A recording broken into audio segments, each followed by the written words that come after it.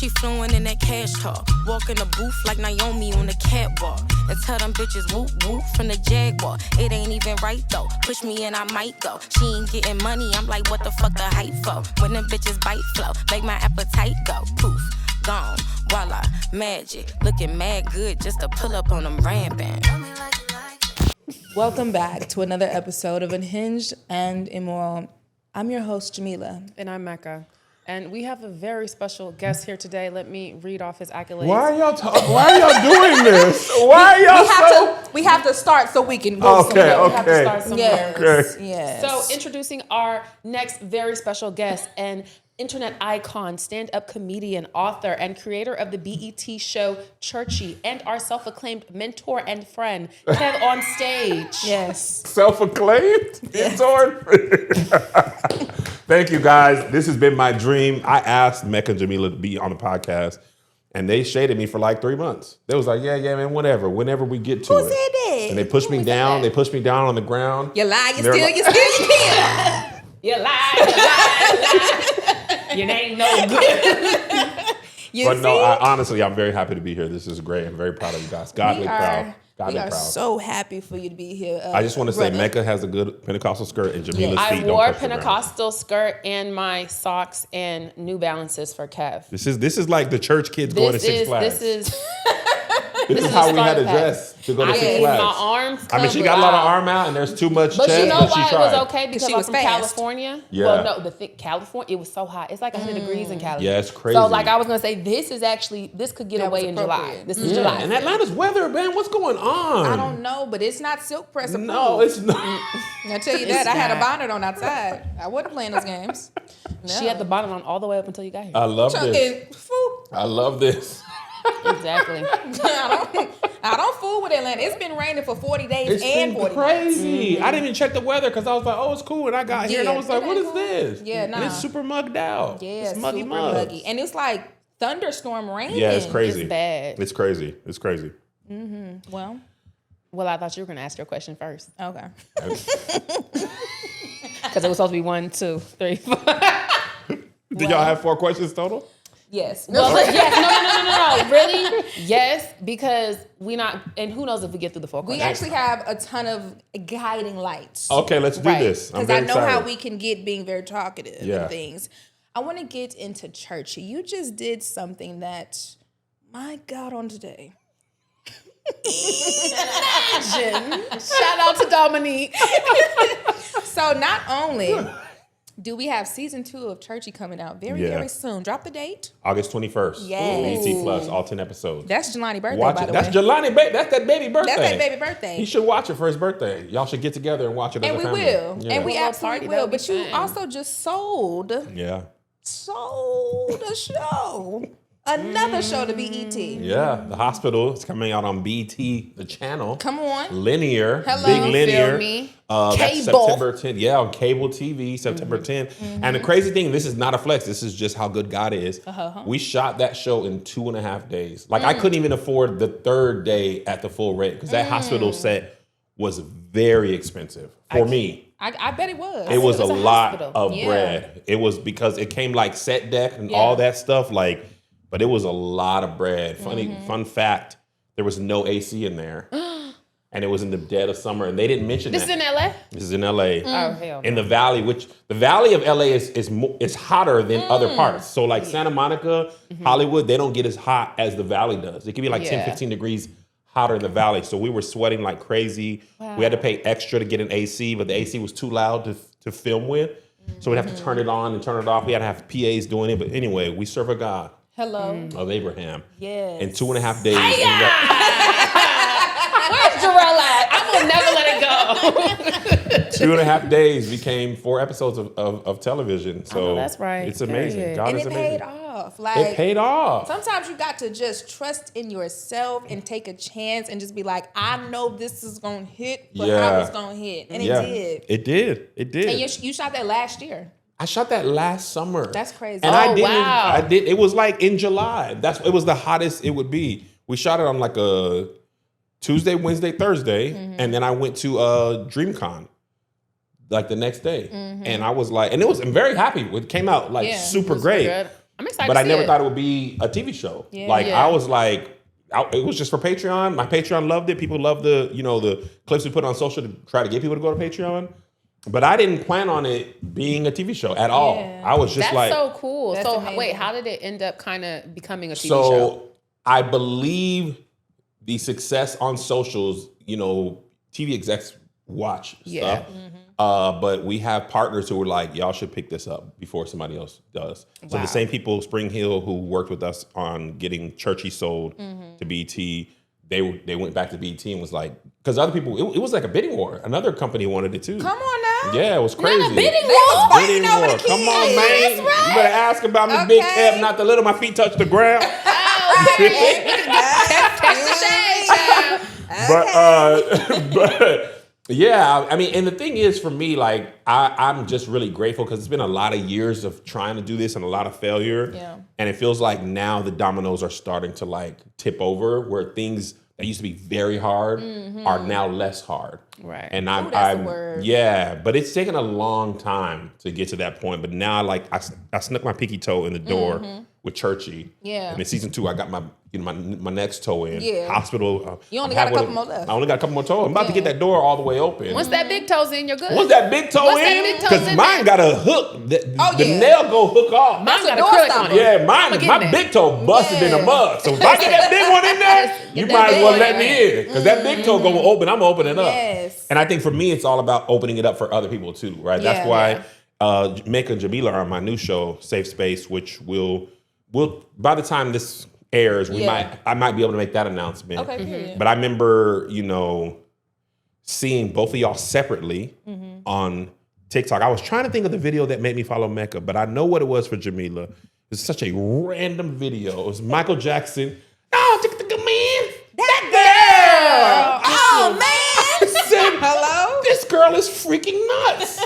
The first video, I said, oh, boom. And Mecca was yapping. Oh, I know what it was for you. It was, you was talking about you had been, it was BBLs. You was talking about drainage and stuff. Yeah. I had seen you before, but that BBL, and I said, the things you said casually. I said, this girl talking about doodle and stuff. He said, Backshot air. backshot air. Yeah. And I said, Because when you're not used to, having all that butt, my mom taught you got to take the hose and you get up in there. Yeah. You take the powder under the rolls and certain things that, if you wasn't born with it, then you don't necessarily know. yeah. You got to think about that, for real. And people was always talking about you in other videos. And I saw Mecca and I was like, she'll have no caption, no nothing. Just talking like we're Just supposed to. being there like, how people, and the people be in the comments knowing. Yeah. And they be referencing 7 videos back. I said, oh, you built a community of people. Yeah. Yeah. It became rant. So I'm a pandemic person. And I was just in my house going crazy. So you just talking to that phone. So I was just talking to that phone and people were messing with it. Yeah. And then also I did not realize how sporadic I was. Oh, yeah. Until seriously, until it's crazy. other Yeah. big creators like you were like, so what the fuck? Well, because you what are don't we follow tradition. Yeah. Tradition says caption, Yeah. theme. You was just Yeah. like, man, I had a hot dog. I do enjoy hot dog. Next thing, get ready for this It's concert. like she starts on the part 2 of the story. Mid thought, And it's like, well, mid hold brains, on. and if you didn't see season 1, Yeah. you're like, did I miss season Mind 1? you, You season I- 3, episode 27 with I've Mecca. gotten so much better now. They've been in my comments like, we haven't, and it's not the same. I'm like, yo, now I got a team telling me I gotta be. No, you gotta like- be who you were. But you know And they'll what throw a TikTok shop in there. So, And I'd be like, when I discovered TikTok shop, I said, oh, it's lit. And then y'all are, and I see why y'all are friends, but like, I said, oh, and then I saw y'all were friends, because in the comments it was like Mecca Jamila, and I was like, oh, y'all is friends. The connection. The connection. So it's been They were sisters. they were sisters. Roy Dale and Albertine grandmother and my grandmother. Okay, they were sisters. I love people who get the internet references Yeah. and go straight in, Yeah. immediately. Yes. But anyway, y'all are in this show separately with a lot of other talented people, and I think this Yeah. has the same potential to be like a really. Yeah. I knew from the first thing. It was Angel, so fun. my partner in crime, did the first one, and I was Yeah. like, "We're Oh, I done. know This she is cut it." up. Oh my She's God. such a hoot. We were Her She in is. the center spoof. Child. I said she's really there, y'all. Y'all gonna have to pull her out of character. She is really a freaking dynamite tornado of brilliant energy. Yeah. And I'm just so grateful to have met her because she's plum crazy, but also like trained actress. Yeah. She like went to school for this, so she knows how to really do this stuff.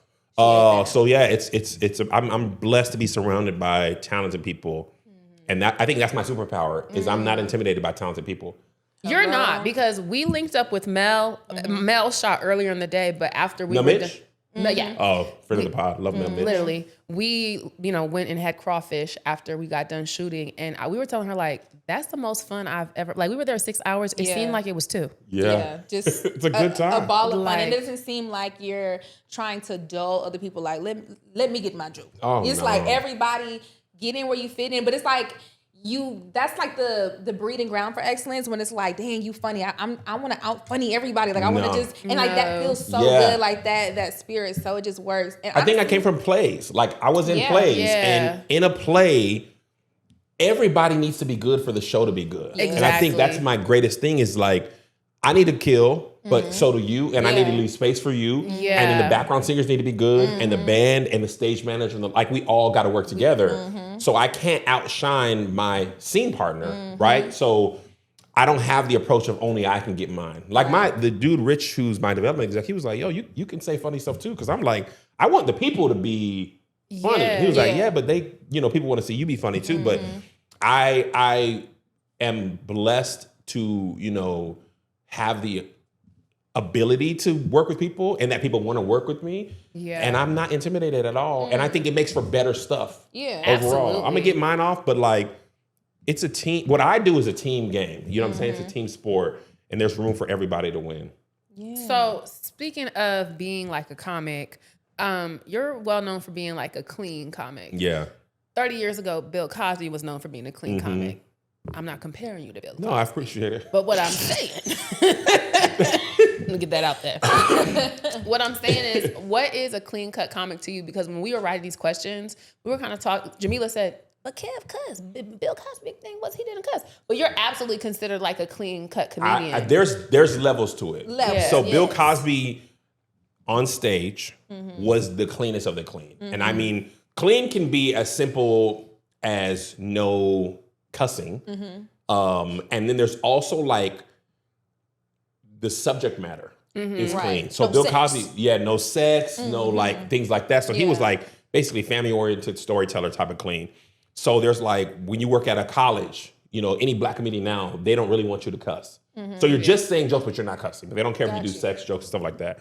So I talk about everything. I just don't cuss, but I say nigga, I say hell. I feel like nigga don't count. Nigga don't count to me. Nigga ain't no cuss word. It's just, it's just a little sprinkle. Just a little sprinkle. And it's culturally relevant to black people. But when I do church gigs, I don't say hell or nigga. So I think I really just talk about my life. And I don't cuss because I didn't cuss for real as a kid. Like my family was like, you cannot cuss. Like cussing was a sin. Yeah. Fully fornicated. You could have a baby out of wedlock. Can curse. But cussing is crazy. Now like, come on. My mom had the sign that said the hate word nigga does not exist in this house, or you cannot say it. Really? There's a sign. It's like a sign? Yeah. Oh, I remember going to her house and she was yelling at her brother, stop saying that. Your mom? Well, I don't know if you know, my brother's insane. And I just saw him on... just bouncing. Darrington. He was defending you from one of your many attacks on the internet. I think it was your clothes. He was like, y'all can't say Mecca can't dress. We can tell her that she can't dress. And I was like, oh, y'all families just are funny people. Yeah. But yeah, I'm a clean comedian in the sense that I don't cuss, but I talk about eating coochie, sex, whatever. And they blame us for your yapping now. I said, this was just great. Y'all didn't. I never say that. No, yeah. First of all, can't be talking about eating chitlins. I don't endorse that. I don't endorse that at all. I said, now, when we said yap. Yeah. I was yapping. Like you had already pre-planned conversations. I had a list of yapping things. I said, okay, he's been waiting on this moment. I've been waiting on my moment. Yes. But that's different for me. I just don't cuss. But I try to be like Sinbad. That's who my North Star was. And what did we say? Yeah. Mind you, I think, and this is a compliment, when you can look at people's comedy and kind of look and tell who their people are, who like inspired them. Yeah. I always be like, thank you. Like when people be like, you like Cat Williams, huh? Thank you. Yeah. I actually love Cat Williams. Yeah. Immediately, And he's yes. brilliant. And Yes. he's hilarious. Yeah, he's brilliant. So I'm like Sinbad and Arnez J's. Arnez J's physical comedy was like, I'd be dying laughing. Yeah. And you could be like, he can do the stuff he can do. Yeah. Sinbad is one where people didn't realize he was not cussing. Yeah. He get off stage like, man, that was funny. Did he cuss? I don't remember him cussing. Yeah. But he's not like, hey guys, God is good. Like I couldn't do that kind of like. Yeah. That's just corny to me. And For that's me. the word. I feel like that's the line. I think people hear clean cut comedy and they associate with corniness, and it's like, not quite. There's a way. And cussing makes things funnier. Like, love so a it can be cuss. a good cuss is a good, emphasis on a joke. It's a good period or exclamation point. Yes. So sometimes without cussing, you got to be funnier. Because sometimes the cuss word is the perfect button. But if you don't have that, then you got to be really creative. Like, how do I get that laugh without the option of that word? Yeah. But I wasn't like leaving out cuss words. I just grew up not cussing. So I've been trying to get into it lately. Because I no longer feel like it's what I was taught. I no longer subscribe to Do you that. feel like you faking it when you like? No, I don't feel like I'm faking it. Damn. Nah. All right, that was good. That was good. At home, I practice. Let me go on there. Let me just start throwing them things out like that. I practice at home. Exactly. Sometimes it's not really natural all the time because I didn't grow up. I don't have like a lot of experience cussing. So I stub my toe. That's my best practice. I always say like when I get I get an audition with cussing, I feel like I cuss way too hard and I don't book it because I'm like, ooh, I get to say it's for work. Yeah, probably do Like way how white too people say much. nigga. Yeah, Nigga. Hey nigga. Yeah, that's but I've been practicing for a while. But no, I'm not ready to release a debut album, even though my kids cuss. My oldest, at least, he admitted it, and my youngest, I'm sure does as well. Oh yeah, they cuts up. I bet you. I know they do. As soon as that I know door they do. closed. I mean, Yeah. as someone with a mama who doesn't curse, but my dad curses really bad. Oh, really? Oh, my Oh, parents are complete flagrantly. opposite. Like, so that's how this happened, because it's like, even when like Jamila came for the first time, like obviously years ago, I met my mom and was like, I was confused on how her mom created this. I said, I don't think this. There's missing information. So your mom is way churchy. my mom is very, and I mean soft voice churchy. Her mother is like this. Hi, darling. Really? I mean, and when I'm Yes, trying on the I internet was trying to be like, like, not only is she churchy, she's like an uppity black lady. She's like Claire Huxtable adjacent. Yes.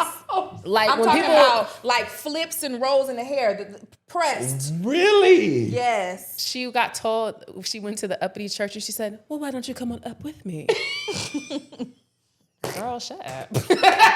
Is your dad not churchy at all? So my dad is, Or is he Yeah. Baptist? Are y'all Baptist? so my mom is Baptist and one of my aunts is Kojic. So that's how and we stayed with them a lot. So I went to both churches. You're like Blade. Yeah. Of church. Of church. And my dad was like really, really in the streets, was Muslim, got himself cleaned up, and then got with my mom because she had like wanted a project. And that she got. And that's what it comes down And to. then we got Mecca and Darrington. I love it. That So, makes you so know. much sense. So when Because there's so much of your, like you pull from each parent. yeah. And that becomes you. Like my kids are like that. They have some of me and some of Liz, but turned up to the max. Yeah. Like I'm sarcastic and I can be a jerk.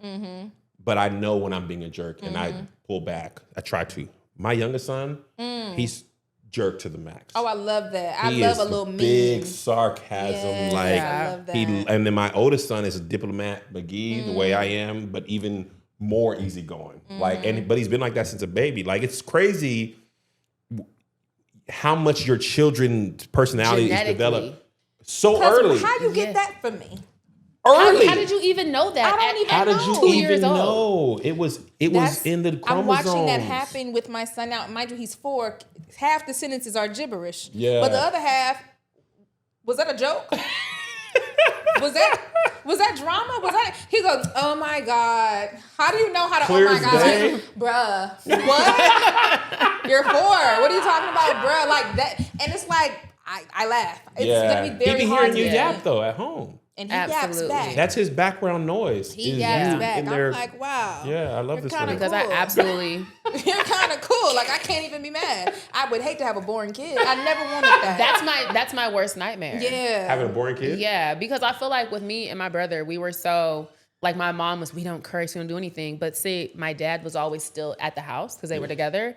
So when I was at school, I'd be like, fuck, bitch, ho, and I would just go off and just succession of curse words. And so my mom would be like, I don't know where she's getting that from. I ain't have an idea. Actually, you know exactly where it's coming from. That's hilarious. Yeah. That's funny. Wow. So let's talk about KevOnStage as an entity. Okay. Oh. As an the entity. Yeah. Because, pause before we even get there. There was a group of people, myself included, that thought your name was Kevon. So many people thought my name was Kevon. When that tweet dropped that you let us know that your name was Kevin, I said, well, who the hell is Kevon? I didn't know it was 3 words. First of all, he always capitalizes the O. Niggas sometimes capitalize random letters in names. We do that. We like but spicy. The stage, KevOnStage. You thought it was a play on words. I thought it was like Jamie Foxx.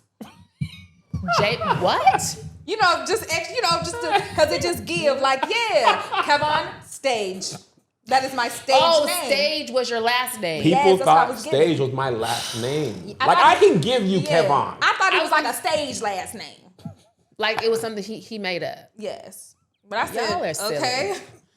Like I stared at the tweet for so long. He capitalized the K, the O, and the S on everything. You know what I mean? Jamila just ran past all that. Kevon.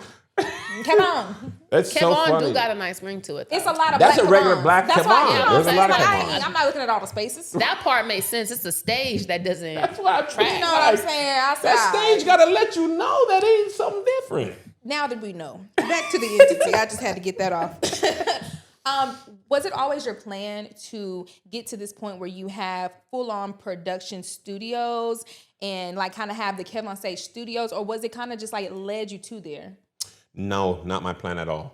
Not even in the least. Zero ever. I'm going to tell you what's crazy about aging and growing. I believe you fall into your purpose. I mean, some people know from jump. Like you said, I know I'm meant to be famous and this, and you know exactly how I want to be an actor. For me, but that's your desire of who you want to be. I don't think that's necessarily your purpose. True. Not for you. I mean, just like your purpose. So I feel like I fell into my purpose. I always wanted to be in entertainment. Or actually, let me back up. I always wanted to be great. At the time, I thought I was going to be in the NBA. What time was that? Just so we're clear. Like the year. Were you middle school? Because I played ball too. I don't know if you saw. I played ball too. Were you hooping though? I was hooping. Was you hooping? The fundamental game of basketball. The WNBA. I was in hoop too. I was in Upward Bound. That's a Christian basketball league. I remember Upward Bound. Bible scriptures, no score. Huh? Were you good? I was the only point guard. Were you? So I was important. I don't know if I was good, but I was important. I never sat out. That's what I do know. So I was really actually a solid basketball player. Okay. Like I was an AAU player when I was young. I remember we had got to go to a tournament to Orlando, and then my dad was like, we ain't got the money. So I was solid. I wasn't amazing. Okay. But in my mind, you are only going to do the best of whatever you're doing. So if I'm playing basketball, I'm going to the NBA. And I remember the moment I realized I was not going, 2 things. Early on, I should have known. But when I was in high school, when I was a junior, my coach was like, because I was like an undersized forward. I was 6 foot tall, but I wasn't like. You were 6 feet? Yeah, I'm 6 feet now. Okay. Yeah. We were just trying to get the details. 5'11". I was 5'11". Okay, yeah. I didn't hit 6 foot tall in college. Gotcha. But I wasn't a crazy handle guard. Like I was just playing. I wasn't like training. But in my junior year of high school, there's this guy named Reggie Williams who played my position. And there was a dude named Quindre. Reggie Williams is like 6'5", 240. He ran like a 4.40. Not much you could do about that. Yeah. And my coach was like, and he went to the NFL. Like he was drafted number 9. We went to the same high school, same college. He was playing my position. My coach was like, look, you can be on the varsity team, but you're not going. He's going to play. Yeah. And Quindre's going to play. You going to be with us. But as far as like but you're going to be here and you're going to be close. So he's like, you could either sit the bench on varsity or you could play JV. And I was like, I'll play. Like, I had no ego. Even then, I was like, nah, I like playing basketball. I did not care about like what people thought. None of my games were at 3:30 and nobody was there. But I enjoyed playing. You could come in for free. You enjoyed the hustle. I liked playing basketball. It didn't make sense for me to sit in. Should have known then, but I didn't. I said my time's gonna come. Yeah. Jordan was cut. That was my thing that was holding me. Jordan got cut. Didn't realize he got cut as a freshman from the varsity team. Right. But didn't matter. Details, right. But what do Christians? They boo Jesus. 1,000%. Like, so after my senior year, my coach set me up a tryout at like some Division IIA college, Pinehurst Valley College, something like that. When I tell you these white boys in the woods was cooking me so bad. Oh, you was getting cooked by whites? Jamila. I'm talking about, I went to guard the bigs and the dude dunked on me about 3 times in a row. So that's racist. Boom. Big racism. Did you just call me a nigga? Threw it off the backboard. Boom. Ooh. So I said, let me guard the guard. Right. This white boy was so fast and so strong. He was cooking me. I'm going here. He over here. Cash. I went. The coach subbed me out. I sat down and I did this. I said, oh yeah. This, and that's it. This for sure. It's done for. I took my shoes off. Yeah. I said, I'm the done. NBA is not for me. It's not happening. I think the people are trying to get our attention. Oh, 3 minutes? But that was 3 minutes ago. 3 minutes to what? Oh. An ad break? Oh, my bad. I messed it up. But I saw y'all wasn't catching the notes. I wasn't. I was to be like, honest. they both throwing up gang signs. And y'all was just like, And so you wasn't making it to the NBA. And he knew he wasn't going to getting there. Finish his tie and shoe. So fast forward to All Def, I remember I was the head of talent and the head of content. So my job was to find and develop talent and help develop shows, create them, massage them, make them good and stuff. And I realized I love to find talent, place them in stuff, get them paid, help them elevate, go on to stuff. I never wanted to like hold them down. You know, one of the, adages there is like, a star is not meant to be held. You should work with them while they're in your orbit. Yeah. And if they go past, then let them go. And that's been my philosophy. I don't try to hold on to people like that. So that's when I feel like I developed my purpose. Like, I want to get my stuff off, get my jokes off, but I also want to create opportunities for other people. Yeah. And that's where KevOnStage Studios came from. It's like, I want to help and work with people. Like, don't get me wrong. It's not like a charity. I benefit as well, but I love to find new people, work with them, help develop them, help get them out there more, or just showcase a different part of them that they don't get to do on their own. So that's why I like finding you guys and then finding out you guys want to act and be like, oh, come act with me. And like, I will. But if y'all become like stars and you get on Abbott or whatever, I'll be like, hell yeah. Yes. Like, and I won't feel like, no, get me on. Like, I don't work like that. Like, people have, like Trevor Wallace, for example, white dude, he was my intern. Josh was my intern too, but he wouldn't get me a turkey sandwich on the first day at All Def, and I respected him so much. I was like, yeah, can you go get me a turkey sandwich? And he was like, no. And I was like, wow. And I never asked him nor anybody else to get me anything. I went and got my lunch. But Trevor Wallace was also my intern, and he surpassed me years ago. Like, he's touring theaters, killing and stuff, but he was funny then. So I don't be like, no, Trevor, take me on tour. Like, do your thing, man. If you become big and you smash, like, kill it. You know what I'm saying? So I think that has always served me well, because people, if they can look out for me or if it ever works, they do. But if they don't, it's not, I don't feel owed from anybody I've ever worked with. So, Kev, you definitely like been crossing over into mainstream, as we talked about. You have Churchy, and now you have the hospital on BET. What is it like battling between the idea of being deemed secular when it's kind of like you came up doing churchy type content, and how are you being authentic and true to yourself? We prepared. We went to school of journalism. We went to school for this. I know you did. I'm proud. Yeah. You better do your journalism. We had the questions on the cards. School. Yeah. Come on, they ain't gonna sit there and talk like we ain't been. We don't have no degrees. No. We did do the. You got your degree. Here's what I will say. Church people, don't get upset with me. I feel like I know my path, and it's not just for people in the church. And I don't think it ever really was. I honestly think, and church people don't get mad at me. Y'all be so mad at me. Y'all be so mad at me. They do be mad. And I grew up this way. That's That's the how I next know question. it's true. About when they got mad at you. I love it. I think sometimes, and I'm going to answer your question, but I think sometimes as church people, we forget that the whole point is to go out and bring more people to God. Mm-hmm. The whole thing is to spread the good news. Mm-hmm. We, and I'm saying we, because I was guilty of this too, we end up just trying to be more saved than the other church people. Yeah. We don't do no competition. Yeah, it's a big old who's the most saved competition. Mm-hmm. How, who has the most titles and degrees and all that type of stuff. And the people who are not saved are not part of the equation anymore. Yeah. Mm-hmm. So to answer your question, I feel like I am a Christian comedian who is a comedian. I mean, I'm a comedian who's a Christian. Christian comedian is like a person, to me, like everything is about God, which there's nothing wrong with that. Mm-hmm. But I think I'm more built to bridge the gap and to show people what it means to be a Christian, how a Christian can look. Because a lot of times people have had a lot of bad examples of Christianity, and that's the only example. And they either write off the religion or the person. And that's not my approach. I think I need to be able to go everywhere, and how I conduct myself should be a reflection of God. And the thing, this is my personal thing, a lot of times who we respect as good Christians, when I know these people, who they really are, and they feel like they have to keep up this version of themselves because that's what the church demands. But that mask, it's not for me. And that's a personal issue with Kevin. Like, I grew up in many churches, including my own family, where everybody kind of wore the mask at church. And I felt like, well, this is, because I believed it. I thought we was being for real. And even my own family, I remember like drinking is a sin, drinking is a sin, drinking is a sin. And then I found like Seagram's bottle behind my grandma's TV. And I'm like, you be drunk? What is, you lied. What is this? Yeah. And I was like 8, and I felt gypped.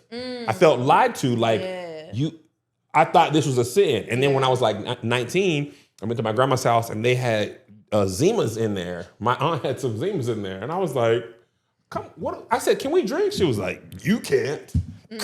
Glub, glub, glub. So I was like, so is it a sin or is it not a sin? And then when I was older, one of my pastors was like, Kev, you can't, technically you can drink, amen, but I don't want the people to fall. Amen. So I drink at home, and I be on the cruise in international waters. I be having a good time, right? A good carnival. You feel me? Hello. So I was like, why are we doing this? Yeah. Why are we doing this? And then when I was starting off in stand-up, I used to work at Nate Jackson's comedy club, and the church people would pull up, and they'd have drinks, and be having a good time. They'd be like, don't tell my pastor. And I'm like, I'm in here. Yeah. I'm finna go on stage, actually. So I don't subscribe to that. Yeah. If you don't like me or like how I live, that's fine. But I can tell you, this is really who I am. Mm-hmm. You won't have no dark secret of like, Kev actually punches dogs, y'all. Like, there's nothing coming out like that. Like, who I present myself as who I am. Mm-hmm. And I think so many of the pastors I know, they actually are funny, cool people, but they're like trapped in the version of what it means to be a pastor. And I think that's part of the reason I think I'll never go into pastoralship, because you get put on this pedestal, and I think that's too dangerous. And I think the world is too big to just cater to the church only. I think we should be people who are bringing people to the church, and whatever that means. And I will also add, this is just my role. The Bible says, amen, one plants, one waters, God gets the increase. So I think there's room for Mike Todd, because he's great for getting young people who are new. Mecca, stay with me. Y'all, you're losing me. There's room for him, right? Because there's certain people who can only hear from him. Yeah. There's room for B. Simone and her journey. My niece sees herself in B. Simone. Yes. She's not ready for it. Yeah. And Sarah Jakes, she's such a perfect version of the Jakes for this generation. When I was a kid, TD was, TD. She found herself. Right. Oh my God, please. My mom had that album. I love it. Right. I see how they was getting crunk to it. But I think there's also room for like Clarence McClendon, who was the only pastor that challenged me when I moved to LA, challenged my mind when I first moved, because I had been in church my whole life. You start hearing the same sermons. And I think there's room for all these people, and they're all necessary for the kingdom because you're at different journeys. When you're a young person in Christ, you might need this pastor, and you might outgrow that person because you've been studying. You might need somebody different. So I think my role is for the people who will find God in me, and hopefully they'll go to whatever place there is. But I think sometimes we try to focus on making everybody like us, and then it's just a saved Olympics. Yeah. And that's what I learned early. That's actually the thing that turned me off is when I was doing straight up Christian comedy only in the church with my boy, they were like, you shouldn't even be laughing about this. God is not pleased. You're just too serious for me. And I said, you can't laugh Who about said God nothing. don't laugh? I don't remember that. The Bible says laughter is like a medicine. So I remember this district missionary. We used to do this thing called Clayton and Earl, me and my boy Ant. We dressed up with old man wigs. He wore like a fat stomach, and we had makeup and stuff. And we would just be in there having fun. Super churchy though. Like nothing even risque. And this district missionary just was like, this is not of God. She stood up and said that. This is not of God. He's not a Christian. In church. And she walked out, and when she left, like all her row left. And it was like how Birdman left the Breakfast Club. This is sacrilegious. Yeah. And then it was just weird in there. But before that, everybody was laughing. But once she didn't think it was funny, and we was just doing stuff that we had, like Aunt grew up in church too. Yeah. So we were just doing stuff that we saw, like really was the old Playmakers videos. We were just doing that on stage. So I was like, oh, we can't please all these people anyway. Even when we're doing Playmakers videos, people be in the comments like, this is blasphemous. Y'all don't even know what that means. Don't even know. Just throw You literally don't know what that word means. You don't know what's going on. You don't know what you're talking about. Words mean things. Guys, And then, have like, definitions. Yes. Do you remember Carlton Pearson? Yes. I still love his music. I don't care. It's Azusa. on my... Yeah, you Live at already Azusa know. Street. Yes. You got to know Give me. God. I want you to come over here and get to know him for real. Because you know, Because everything's not a game. Jesus is coming back. Jesus is coming back, Jamila. He's going to ring that bell. And are you going to be there when the rapture... Whoa, I'll ring that bell. But Carlton Pearson commented on our YouTube video from his YouTube channel. It was 10 black preachers we were making fun of. It was like the 10 styles. And he was like, yo, the Playmakers, paraphrasing, he was like, they're showing you how much of this is theatrics and not rooted in anything but like charisma. And I was like, oh my God, Carlton Pearson commented on a YouTube video. So these were like my heroes. So I knew we were on the right track then because they completely ostracized him. I was going to say. And then adopted a lot of his ideologies later. Okay. Yeah. Kev knows ball. Yeah, he was a heretic. He was a heretic before. When I was a kid, he was a heretic. And now Kirk Franklin walking around saying the same thing he was saying. That's why I have such an appreciation for Kirk Franklin because he has a way of blending that secular, worldly sound. Yes. And I think it's funny because a lot of really, really devout Christians, some who don't necessarily take to him, but some who do, don't even realize so much of what he does is sampled from worldly secular sounds. I had a YouTube video about how much of Christian music is sampled. Boy, they tore me to shreds. A lot of it. A lot of it is sampled. They go back and forth. Even stuff that's not directly sampled, like Fred Hammond and them was pulling from R&B themes. Boys to Men. I'll make love to commissioned. you. And R&B singers used to have basically a gospel. Music Soul Child song Love was really titled Lord, but his record label made him change it. So he changed it to Love. But Kirk's another good example. Like he's going to connect with people that only he can connect with. But when I was a kid, he was making the only fun gospel music. Yes. Hip hop. Gospel music be scary. Right. It be scary. Where I'm going. My mom played that. I used to be so. Am I finna die? That's what I'm like. This is a death Where song. I'm going. I'm going up yonder. Like it sounds I'm like 6. Yeah, and it's like a spell. Like I think I'm finna die. Yes. So he made it like cool and fun and stuff. And it's like then now when you see him in more like the social space and like doing interviews, He be cussing. It's like He be cussing regular on Dinner Kings. Once he released that mixtape, he let it go. Kirk is swole. I know he a different. There's type no of reason. There's no reason he's swole like that. You don't need to be that strong, sir. Kirk? He's really like a little muscular man. He like Maurice Jones-Drew. He be trying to show a little bit of that chest. Little Clav. Little Clav, come on. Millie Rocket. I see it. But at the same time, he puts on a show. Exactly. And if you're going to sell a ticket, I want a show. Don't get me in here and be like, this is for worship. Then why did it cost my dollars? Yes, I could have went. Why it cost my $1? Speaking of that concert. Because You know the one. With the reunion one where they tore me up? Yes. Because I had one margarita? Here's the thing. I, during that same period, went to the same concert. Mm-hmm. We have different content, different audience though. So my whole bit was, I'm gonna catch the spirit off the spirits. I made a video of me and my homegirl pre-gaming and going into the concert and losing our minds to the Clark sisters. I'm like, look at Miss Karen with that pink in her head. Go ahead, girl. Like, drunk out my mind. Mind you, my comments Didn't you say something about Marvin Sapp? and that's the bishop. That's the video too. Yes. That's the Because video. at that, Marvin Sapp is a noob. He's a member of Kappa Alpha Psi. And on stage, he was trying to do a little I said, Bishop. Yeah. Close the Trying to be door. sexy One on thing about he stage. gonna have him a tight little sweater on. And that little Gucci shirt. Yeah. A little, close the doors of the church. Close the doors. It was Close the doors. Close the doors.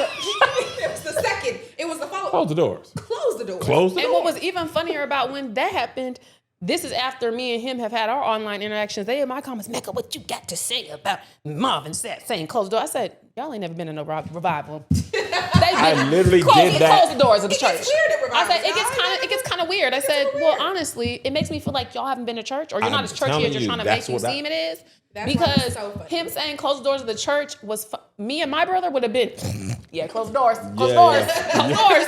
Y'all gonna get the money? Y'all gonna No, and I wasn't gonna put nothing in place. Right. Yeah. Please. So how did you respond to them going off on you Oh boy. for your marg, Oh. for your skinny First of all, margarita? We were pre-gaming too. Me and Melissa and Mel and got Greg. to. We went to this little Mexican restaurant before the show. did I mean, we too. was just having Wanted a little buzz. time. We just was. That was that first. I mean, I went to the second one too, but it was really good the first time around, just because it great. was new. So it was like, oh It my was god, a church Treat. kid's dream. And the funny thing about it is I wasn't gonna drink, not because of any like felt away. The line was stupid long. Like way longer than, because I just saw Bruno there and the lines weren't as long. And I was gonna get a drink. I was like, oh man, this line is long. I'm not getting no drink. My brother-in-law brought me one. He was like, Kev, I got one. You want one? I was like, absolutely. Wonderful. Now we're talking. Didn't even think about it. I just, my mind to video make is very quick. And I made the video and didn't think about it. And then once you enter the Christian content creators realm, they get their sights on you. Yes. Woo! Sometimes I feel like all they do is search out other Christians And let me say this. to This line is up. I can say I'm glad I entered that realm on like, I was raised in church, but don't come over here with that shit. Don't come over here with that shit. They already know how I get down over at Machiavelli's page. Don't come over here with that shit. You know what? I'm so confident in who I am now. You can't really knock me off my square because first of all, they was selling, the liquor sales was insane. Hello. Down if to it the was that reunion. churchy of a concert, they wouldn't have had them liquor things open. 1,000%. Second of So all, you passed it at my church in the line to get drinks. of course. And I'm not at church. I am at the forum. Well, like then, this is an event two or more space. gathered. Right. And guess what? You can't whoop me. Well, Hello. Most What you importantly, finna do? I'm grown. I'm grown. What you gonna make a YouTube video about me? Jesus turned water to wine. I'm now used to being content. My choice is being people's content.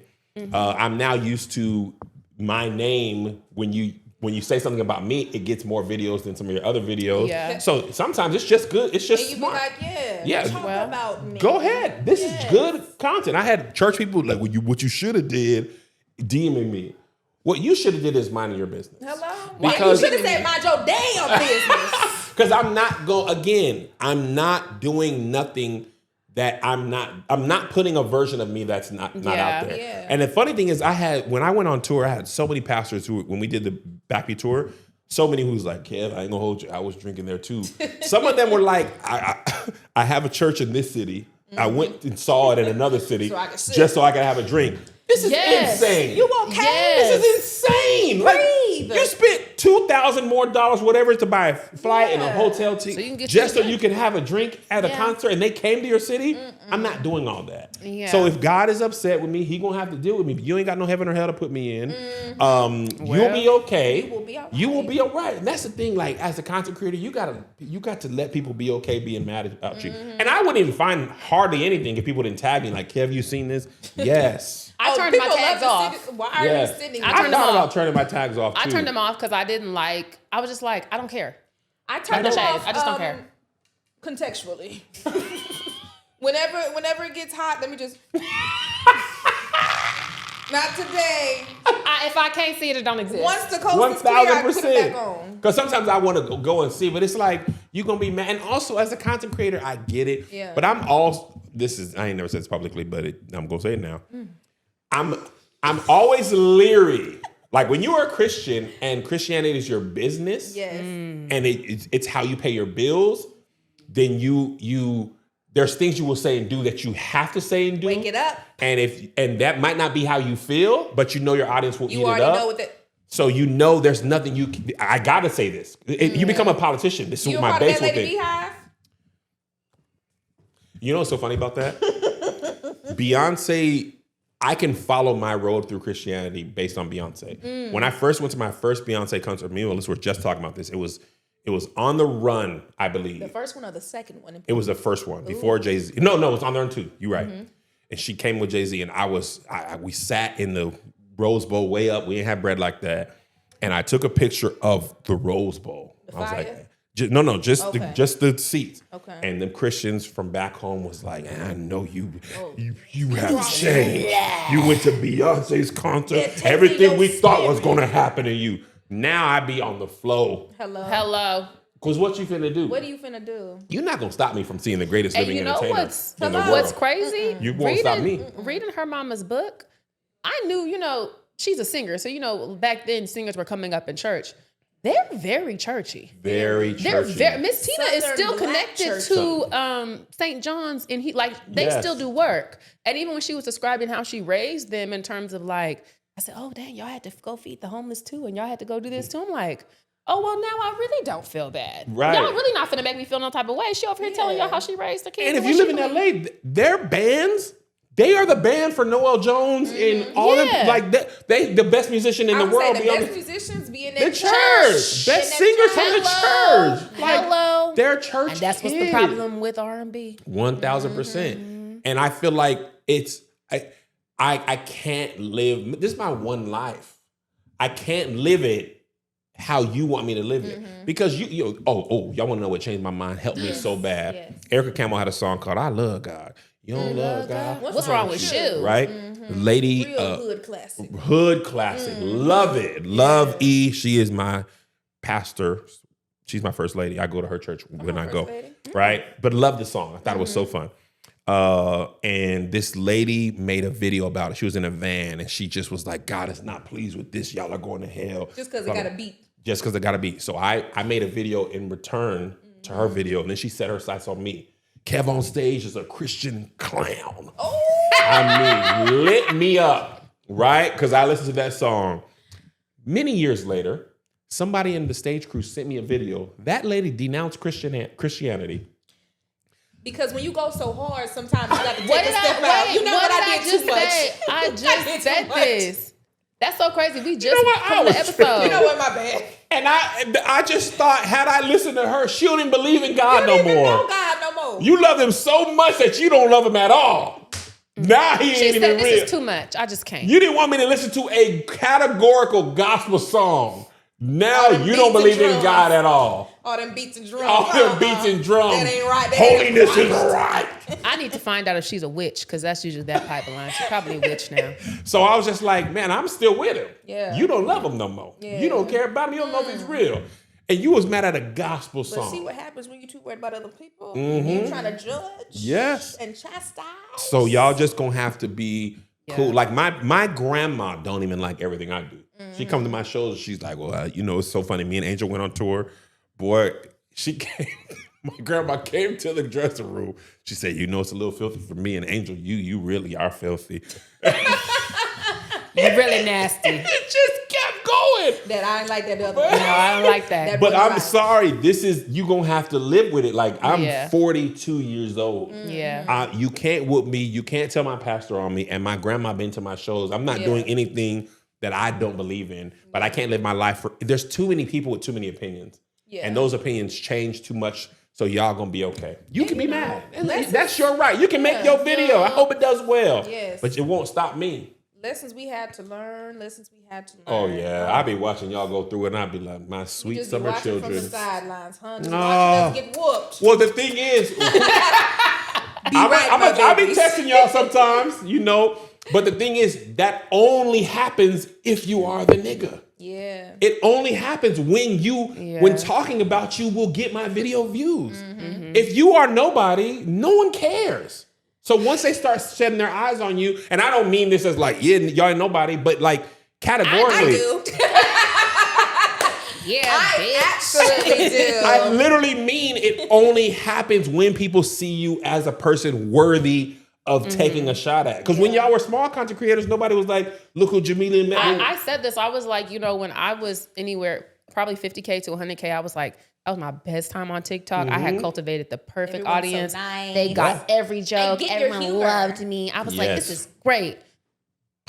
Not the same no more, but that's what I wanted. And the same thing happened to me. When it was funny, like you dumbass bitch. Your feet don't even touch the ground. Now see, I said that. How you had that in there. That threw right in there.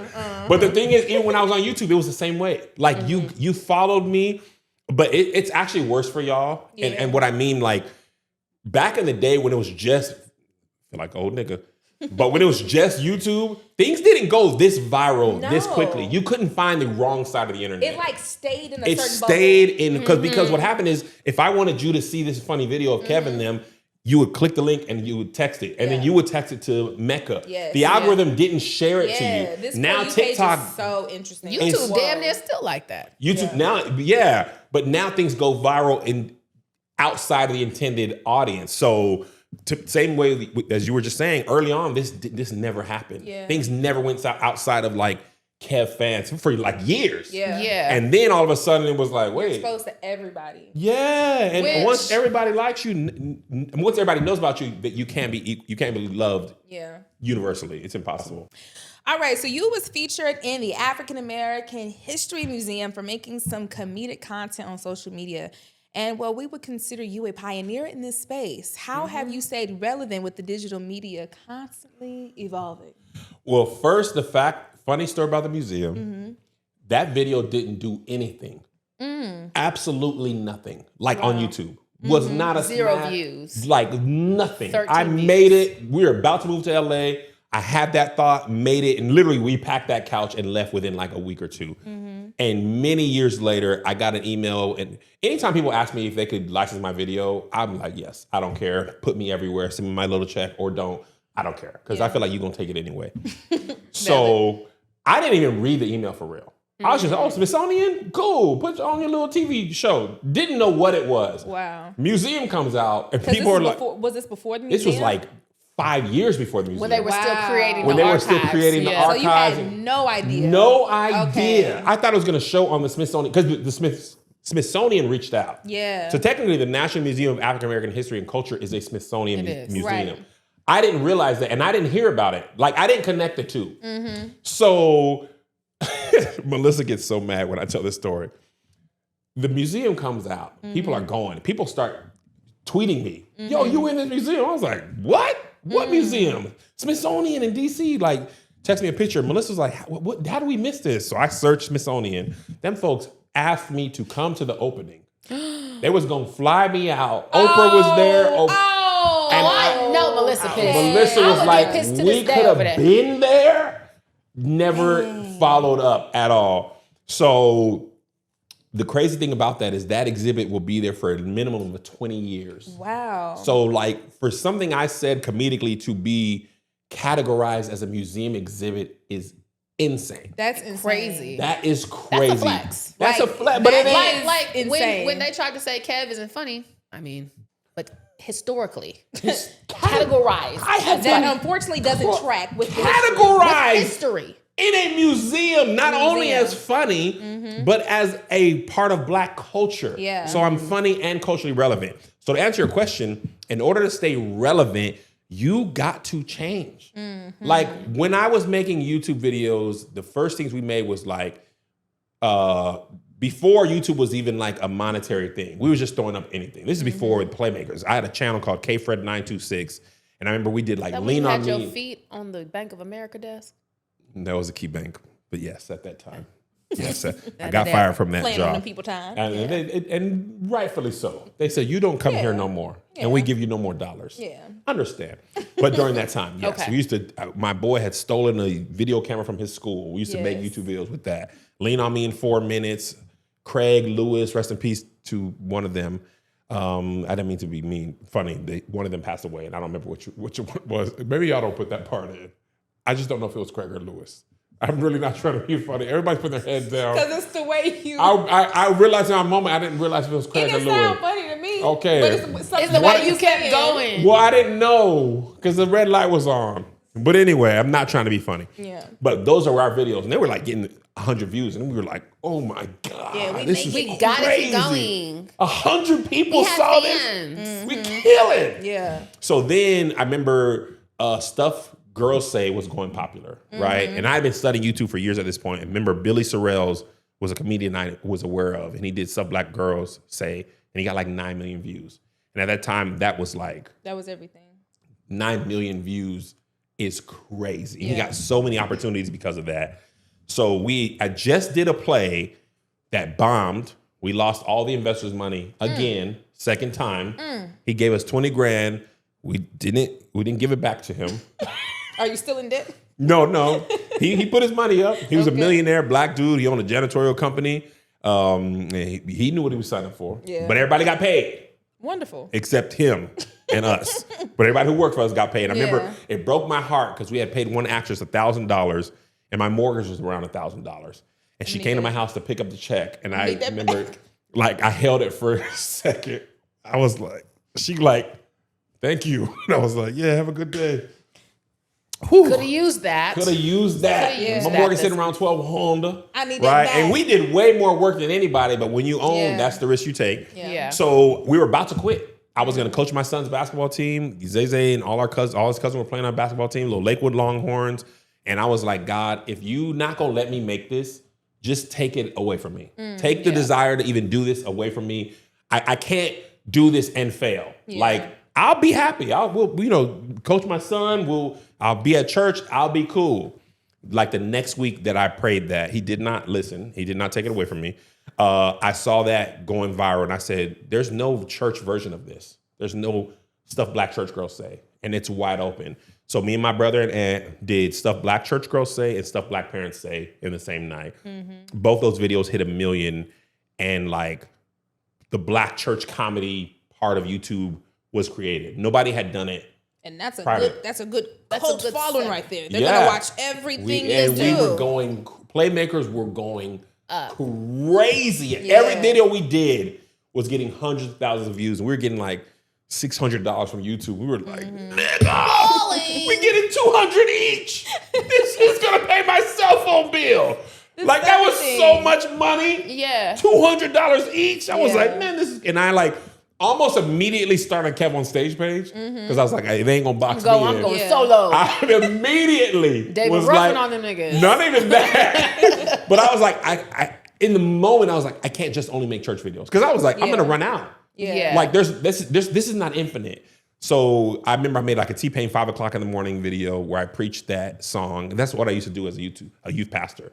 I would take songs I knew my kids were listening to and find the message in that. And they used to love that. Because I know they're not going to stop listening to T-Pain like that. I was listening to that.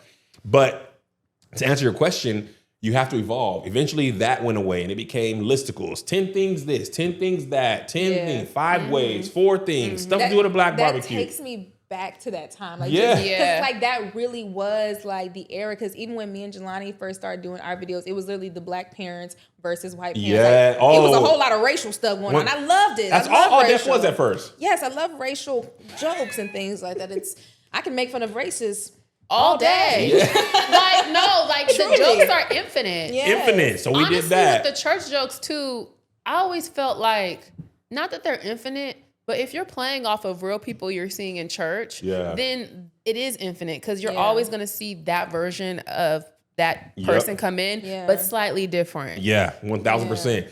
But I remember when TikTok took over. Yeah. And because when I started, everything was widescreen. So most of my KevOnStage videos that went viral, it was me on the left side and the reference on the right. Like my Waffle House video, it was always like reference on the right.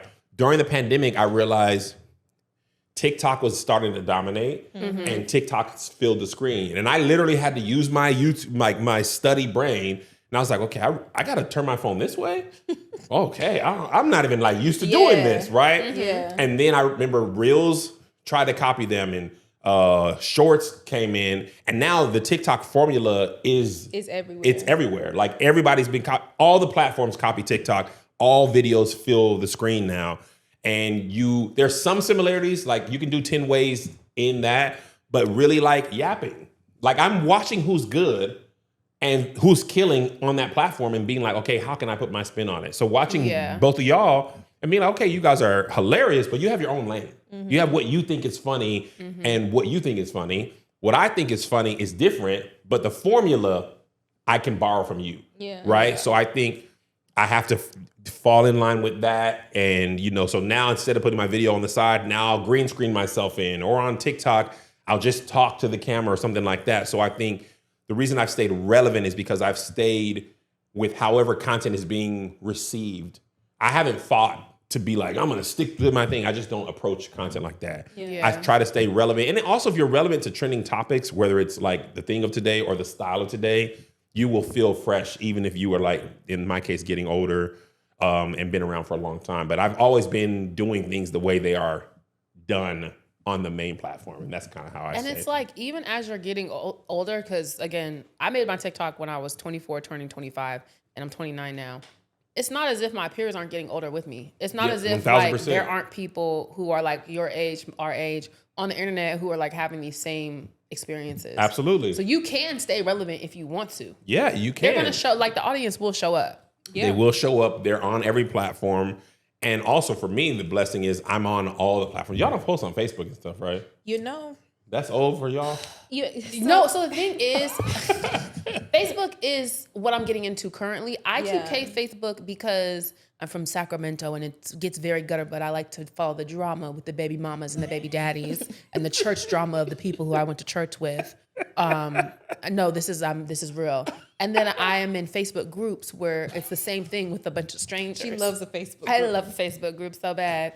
And I, on the other hand, my Facebook is like my actual Facebook. Oh, you're just a person. You're just like talking to your high school friends. And it's like my actual family on there. Like pretty much my Facebook. Well, I mean like a Facebook page, like a fan page. Right. Not So I didn't know that like people were really making content like that, because my Facebook like scrolling for you page is nothing but my cousin posting his music. You know what I'm saying? And his shout out to Swan. You know what I mean? Swan life. Swan life. Swan life. You know what I'm saying? I'm telling so you, there people be on Facebook. In my age. That's what I just learned. Folks heavy. Apparently, I do have a Facebook page. I just found it not too long ago, and I have 7,000 followers. No, but because when you make an Instagram, it automatically does it. But I always so thought it was crazy connected. that is so wild. Yeah. That I built Facebook first. Yeah. And then made it Instagram. Then Facebook bought Instagram and they merged. Yeah. Y'all are so young. Facebook is the reason my mom respects what I do. Because Hilarious. the content was getting over to Facebook to the older people. Facebook was the first place where videos went viral. Yeah. That wasn't YouTube, because people didn't hang out on YouTube back then, but they hung out on Facebook. And once that share button went crazy, that's really what made me KevOnStage for real. I kind of skipped into Instagram because to take you back to the time, we were on MySpace. Y'all were on MySpace? I was on MySpace. Y'all must have been kids then. We shouldn't have been on MySpace. Yeah, I'm about to say, y'all had to be children. We was sneaking. I was on MySpace, and then I remember was on middle school MySpace. When Facebook came about, for some reason, something about the layout of Facebook, my parents said, y'all can get on this one. I think it wasn't too much colors, it wasn't too many stars and bubbles and toms. But mind you, if you remember, they had an age limit because Facebook was for the college kids. for They had to college lie kids. about our for age. some reason, my parents was like, this is acceptable. This blue and white, you can do that. And so I made me a Facebook, and that's when everybody was on Facebook, but also like, I felt like it was a weird bubble, and I'm like, it's not as cool as Instagram. I mean, as MySpace. Then everybody jumped to Instagram. I snuck and got an Instagram without my parents knowing. I got found out. You want to know how I got found out? How'd you get found out? I had posted a picture of me biting into a strawberry. My sister sent it to my auntie. My auntie showed my dad and said she being fast. Eating a strawberry? Were you being fast or were you just eating a strawberry? Maybe a little bit of both. I don't know. You was kissing walls though, so you probably was. You was kissing walls. I know you trying to do something with that strawberry. I had on a little bandana and I had my little curly fro at the top, and I said, fast. Boy, fast been tearing up the black community from the beginning. That's why you don't need no damn Instagram. Delete it. So I had to come back years later. So by the time I got back on the socials, everybody was on Instagram. Yeah. So that's why my Facebook is very family oriented. It's just not. It's I go to share my milestones and show my baby and look at my cousin drop his mixtapes and see what all the greens are doing. I love this for you. Yeah. That listen, my tour, Facebook and Instagram, them folks buy some tickets. I was gonna say, Kev, you're like a Facebook influencer. What? Yeah. Facebook is my biggest platform. I was gonna say, I know 3.3 million on the book. Y'all don't know about it, youngster. I was gonna say, like, in the last couple years, I had my Facebook and Facebook influencing is that's its own world. Yeah. Especially if you're in, Country Wayne. Hello. Big God. I just got hip. I said, oh my God, 9.9 million followers. And the Netflix special. He has cracked the code. He's so far ahead, you can't catch him. I had no idea. Oh, I have. And when you're not in that world, it's almost like it's make believe. Facebook is over here. I'm like, but that's how TikTok is, because that's how my 1000%. parents feel about TikTok, because trying to make them like, she on TikTok. Like I said, it wasn't until someone took one of my videos and got a whole bunch of reshares off my shit, how they be doing. And that's what y'all be leaving on the table. Then all of a sudden it was like, don't listen to old Kev. I'm listening. What do I know? I'm getting on there. As soon as I press it, I've got everything connected now. I feel like an auntie next. Like, show me how to do this. Open it up. Let me see. So you just I don't even have 7,000. I only have 600 on my Facebook. I feel dumb all of a sudden. You gotta make a fan page. Keep your cousin. You gotta make a fan page. But I have one. I just didn't know. You got to get on there. So I don't even know if you have to get on there. You know when you post on Instagram and say post on both? I just do the post on both. That's what I do too now. Yeah. And now it's so I looked and I discovered and I said, mind you, that picture that's on that page. It's from 2013. Baby, it got that old nasty Snapchat filter on it. That little blue one. That little with blue the purple with the that pinch your nose. I used to hate that filter. I said, that was in my liberation era. I felt like it was anti-black, so I didn't use it. You had so many phases. Stud Mecca was just great. When you put them big old jean shorts on in LA, when I tell y'all, I watch y'all like, let me go and see who's on the top. I'm watching her walk away. In real life. With the lace panties. Because I had lace panties sagging on. with lace panties. I'm a girl. Panties. I'm a lady. Panties. I'm not going to put no boxer. I don't have nothing to pull out. Oh, it was a skeptical. Just watch because the kids is wearing big shorts. They're back in style. Are they? Not with lace panties. I'm a grown lady. I'm not in middle school. My panties is lace. Put on some boxes like a real stud. What's wrong with you? STEM. You're not ready for that lifestyle. You faking. Did you say that the studs are homophobic? The old yes. Old Very studs serious. are homophobic. They are. You ever met an old stud? They don't play about this. They really believe in gender roles. I'm a man. My auntie, and this is. You had a stud auntie? A stunkle? I don't.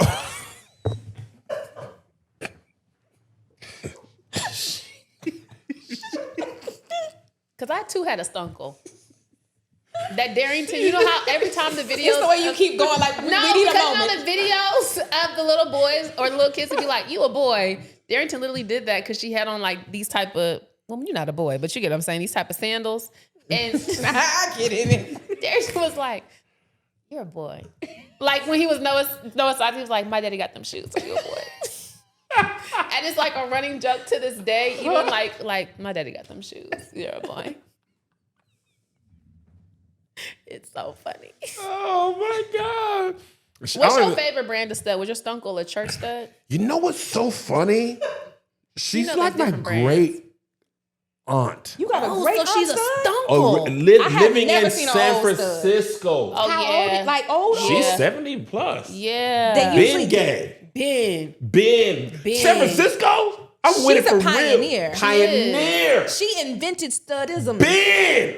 Y'all did the new stuff and getting the locks. We was That's gay before when it they wasn't carried right. the backpacks. Yeah. We gay when it wasn't cool to be gay. Exactly. We was original gays. Them be the most homophobic ones. That's why it made me laugh. Yes. And she's not like that, but some of her friends, I'd be like, now They be y'all like is, this. They be like, y'all is that with ain't- them. we ain't do that. But they That was ain't right. this. They don't like how the new ones do No. No. it. They don't like. They don't like that. They don't like it and at they all. also don't like when the studs are too feminine. They don't like what you doing.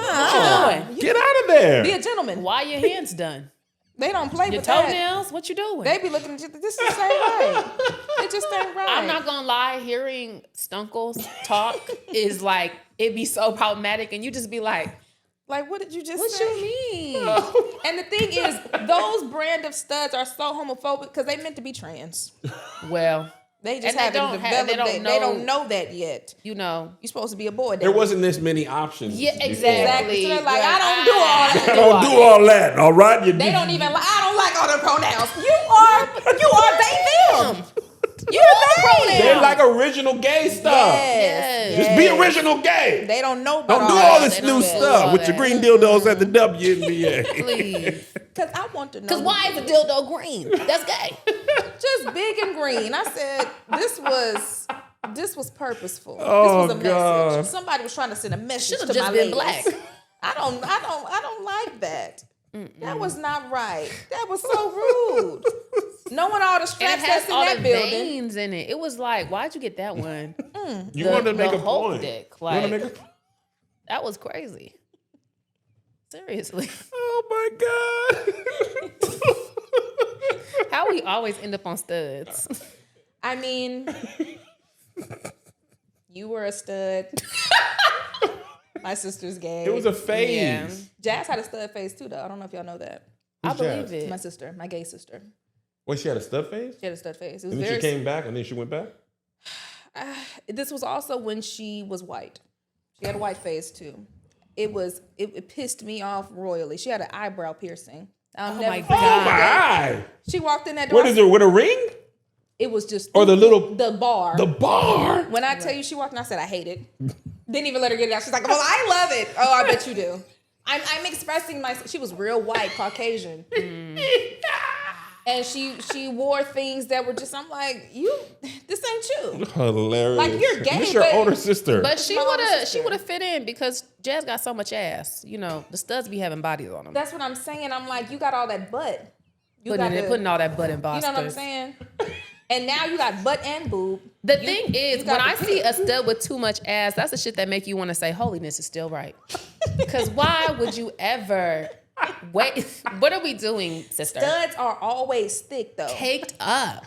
and studs be trying to hide them titties. And it's be like they be trying to be baggy, like, girl, I see that thing. we can still see it. And boobs just be redundant. Like, my God, Dang, all that why would you body. have all that? They got the nerve to be a touch me not. You got to get touched. Oh, that body. If you really gay, I want to see your titties. I'm so sorry, sister. I'm just saying. Then That they be don't doing make shit sense. like, okay, now you're gonna wear a deep V-neck like you a boy. It's titty. It's still giving titty. Put some glitter on. It's still giving tea. Oh, we're Yes. professional. So, again. okay. Sorry. Sorry. So season 2 of Churchy. From studs to church. Will there be any stunkles? I don't think we'll be there yet in season 3. What is something that we can expect for season 2? Oh man, season 2 is funnier. I've been saying it's bigger, better, funnier, and longer. There's 10 episodes instead of 8. Yeah. It's better written. Shout out to Rich Washington. He helped make season 1 better than when I was just writing, or me and Sid. It's gotten funnier, but it's also better written in the sense of like how TV shows are made. Yeah. ABC story themes, things that I was not aware of nor privy to. Yeah. Because I didn't go to film school or screenwriting And they school. do be teaching that structure. They teach that structure, and you really got to work within that structure. Yeah. And also, BT, the creative exec, was helping When we did season 1, I made it and turned it in. This time she was brilliant as well. And that's why I say it's better. It's like funnier. It's not like anybody was bad. It's just you had more resources. Yeah, to do what you what you do. You have more people helping to make it funnier, so it's funnier.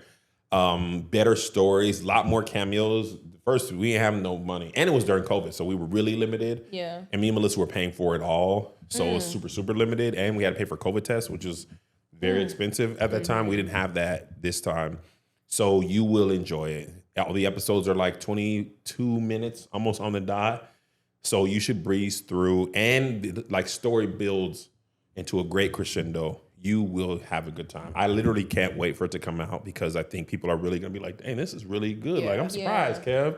But that's the thing about me. Everything to me is my best thing until my next thing, which is also my best thing. Which is how it should be. I was going to say, that's a good rule of thumb. Ryan Coogler said this. It was like, which one's your best film? He was like, they are all the best thing I could have made at that time. Yeah, whichever one come out. And that's exactly like you should be building on top of yourself. I mean, obviously, everything's not going to be great. Yeah. But I do think Churchy season 2 is great.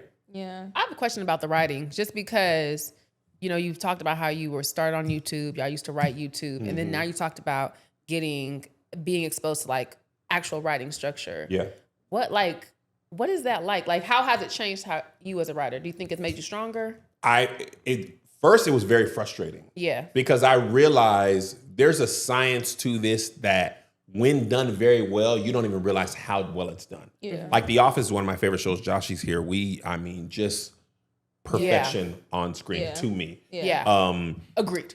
But I mean, structure-wise, when you find out how it works, they do it to a T. Code open, A story, intro, B story, ABA, act break, ABA or ABC, ABAC, second act break, AB, resolve, tag, done, turn it in. Yeah. And the thing that's hard to get, that made me better, when I was by myself, I could leave everything in. And as a comedian, I'm loyal to the joke first. If it's funny, I don't care if it doesn't make sense. It's hilarious. Yeah. The creative exec, both mine, Rich, and BET's, they're loyal to the story first. So if something's funny, but it doesn't make sense, they're like, it doesn't make sense, right? So they help me find the actual, it's the same as TikTok. Everything has a formula that makes things great. We love movies, but movies are very formulaic because people kind of want a certain experience. And rarely something can veer outside of that, but rarely does it veer outside and be well received. Like Memento is one of my favorite movies, and it goes backwards. It abandons all the rules. But that's like one out of a 10,000 movies that whole bunch. You know what I mean? So I think I've learned to work within the structure a lot more than I ever did before. And I realized, like I said, I didn't go to school for this. So you got to learn how to write for TV, which is for TV, which is not the same as for film. It's not the same as for a play or a novel. They all have their own rules. Luckily for me, Rich worked in TV at a big agency for years, so he knows a lot of stuff. And for me, I just had to let people who be good do their thing.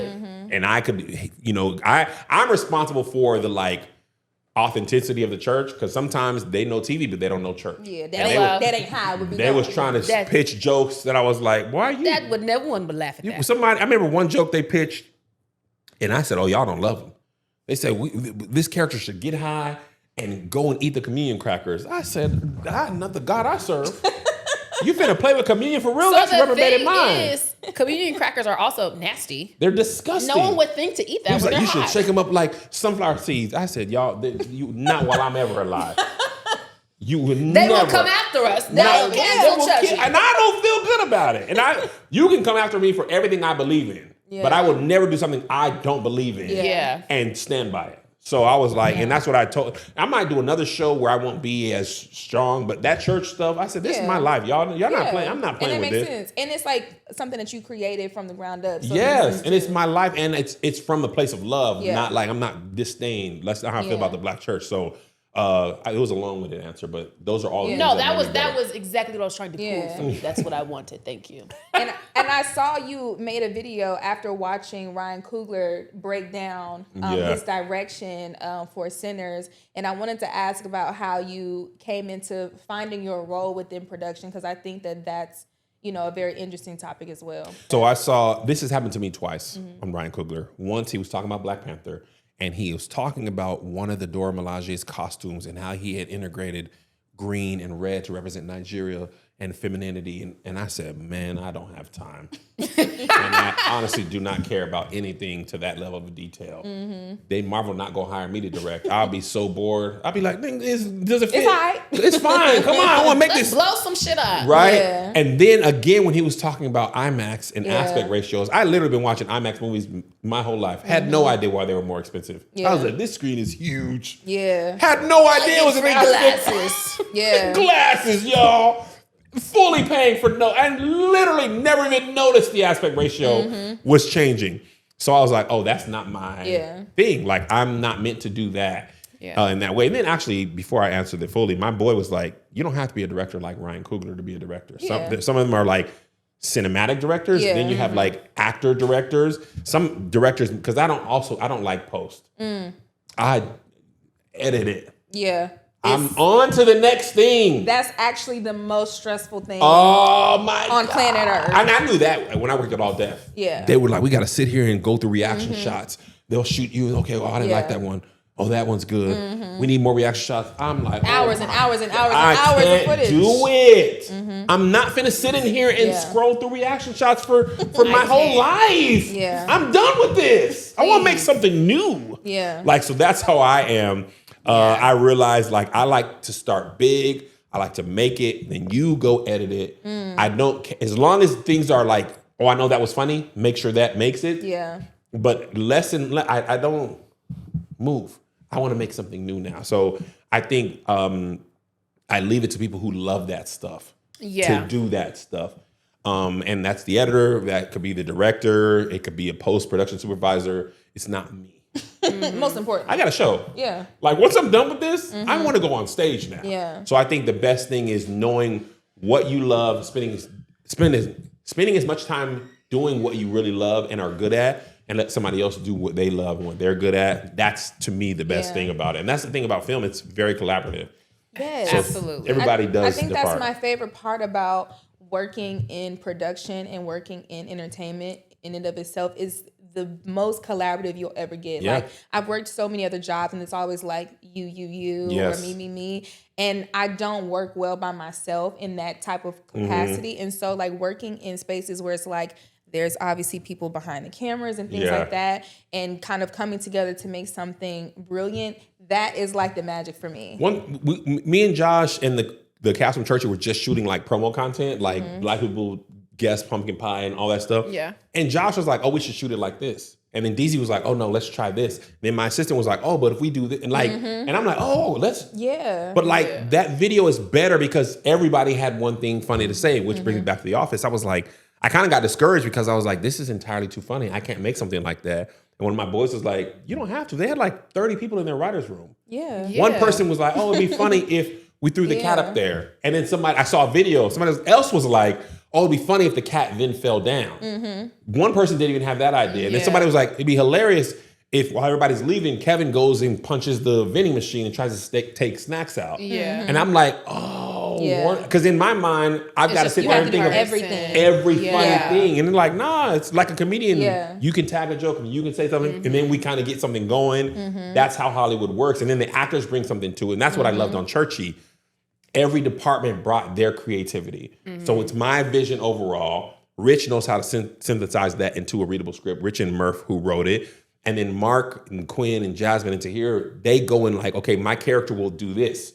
Based on what y'all wrote, here's what I add to it. And then the wardrobe person would be like, based on what I read, this is how this person should dress. And the makeup artist, and then the DP, and if you're blessed, every department wants to do their best. That's actually why things take so long. Yeah. Because every department wants to make the lighting guy was like, it'd be funny. I remember this in the jail, and I'm like, oh, this is crazy. He was like, the lights in the jail should not be constant. They should be flickering. Because flickering in this scene, like, this person's supposed to be a little scary. If the light flickers, it'll be a little scary. And I'm like, Yeah, I'm like, okay, I just never would have. details. Yeah, and like, how do you even do that? So he had a little computer program, and he's doing that, and then somebody else is like, we should put it on the slider, and I'm like, yeah, this is crazy, I y'all. love watching the other people of the other things. Like, I hate camera work and editing to my core, but I love watching people do it. Like, yes. Be creative. You're so good at it. Like, this was the first season I've never had the money for production designer. Ever. And I honestly didn't know what they did. Yeah. So I had the money this time. When I tell you we hired a production designer, and now I can't go back. I can, but I don't want to. So we had a lottery episode, and the show's based in Lubbock, Texas. We shoot obviously in LA. This person who Corey Washington was our production designer, he made a lottery station like you have at a gas station, and the lottery ticket said Lubbock Lotto. Like he designed them to be in Texas. And I remember I was at the gas station just looking, and I picked it up and I was like, wait, this says Lubbock. He was like, yeah, we designed this too. Like, and he's like, and the camera didn't even see that. Yeah. But the actors can feel it. He made the church sign. So he's just as creative in design as I am in comedy, as the makeup artist is in makeup, as the hairstylist is in hair. So when you have all these things working together, yada de bo, then and then the editor's like, oh, this pacing wise, there was a scene, I don't want to give away too much, but there's a scene in the final episode. We wrote this, and the way it's edited, I said, I never would have even dreamed. And I don't know how to edit that well. I'm a funny cut, trim for time. I'm not an editor and I said, oh, you really was in your bag for that scene. And that's why I think the show is better, because we have all those things happening, and that's what makes it. This is what they do. This is what they do, and they can go from person to person. And see, that's the part that you don't think about. I was just watching a drag race scene, and someone had quoted and was like, shout out to the editor for getting each person's, because it's like, this person says something, this person, and it's like, that's the stuff that me and like you, I'm just gonna keep it on everyone. I feel like you heard everybody. Yes, for sure. But for the dramatic effect, you heard everybody. Put it in the wide and get it. So yeah, for sure. And that's the difference. And if we get a season 3, ideally we can do that even better. And now I understand that. So now we can write to that stuff to make it better. When we weren't, I was not aware of that. So I couldn't do it because I don't know it. It exists in movies, but to a scale you don't realize because you don't know. Well, you're only gonna keep getting more. So hopefully. Oh, we get that season 3. Hopefully, I hope so. Because you guys are on my list if we get a season 3. You heard it here But first. I must say, I don't have full control anymore, so all I can do is try. It's another thing I learned. When it's that network's money, it's their choice. Yeah. And that was a hard lesson. Because season 1, I could do a lot. Yeah. Whatever I thought was good, made it. Yeah. When we sold it to them, they were like, we don't want this. And I was like, no, but. And they were like, man, did we? What I say? It's very, yeah. And season 2 was even more of that. But I was making promises like I had control because there was things I thought they would never do. They did. And they was like, oh, let me just, when somebody knows they got you, like, oh yeah, I thought you was, who bought it? Who? Okay. Oh yeah. So yeah, what was said? So you want us to cut that out? And that was good. They made me think it was my idea. Yeah. Don't you think that would be good? Yeah, cut. Yeah. We think that'd be good if it was a little shorter. It was done last week. And we turned it back in the same way. Oh no, I thought we said it'd be better if it was cut. Yeah, but I thought we said. So we'll see in the next version. Let's do a call. Yeah. Remember when we said? No, that's about how it be. At the point where we're starting to work with brands and stuff. It's just like that. It's like it's just like you meant that. You meant you wanted me to cut that part out. I thought it was good. My bad. But see, so when you do a brand deal, you get a creative brief. Or you pitch an idea. Imagine if it's your baby. Yeah. And they like, I know tough. That's crazy. But if we pay for it, we don't want that. And you'll be like, but my audience, but we said no. It's a brand deal on steroids. And sometimes I'd be like, but eventually, he who pays stays. And that's what I learned. Whoever pays for it has the final say. So I will try my best to get y'all along. But that's why I had y'all in safe space, because I could control that. Yeah. But on them TV shows, I will try. Hey. And you might get shot and might not make it. And that's okay. You know what I'm saying? So take some pictures on set, nigga, because that's all you can get. As long as we got it on record. we was asked to be. Now we talking. We was good enough. You definitely good enough. That's good enough for me. Y'all definitely good enough. Hello. The talent is there. And y'all gonna go so far. Period. But So hopefully it y'all, I depends. want y'all to go so far, y'all get me on the red carpet of y'all stuff. And I'll be like, man, and that's because I knew Jamila and Mecca Back win. way, baby, Back when they was yapping and getting yelled at on TikTok.